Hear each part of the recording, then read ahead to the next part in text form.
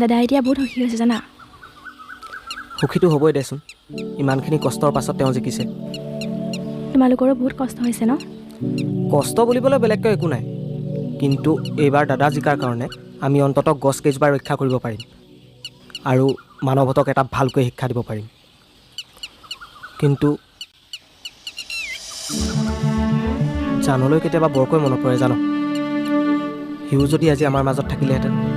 দুখ নকৰিবাচোন, জানদা আমাৰ মাজত সদায় আছে।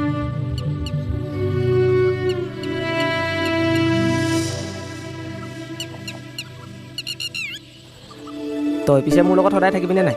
থাকিম। বিয়া হবি? 17 বছৰ হৈছেহে। মই তোক এতিয়াই হ'ব লাগে বুলি কৈছোঁ নি? পাছতহে পিছত ভাবিম। অ' তই আকৌ ভাবিম বুলি ক'লি যে? এই আকৌ এবাৰ কওঁ নি? কি? হৃদয়খনত কেৱল প্ৰেমৰ বৰষুণ বব ধৰিছে। তোমাৰ পৰা মোলৈ।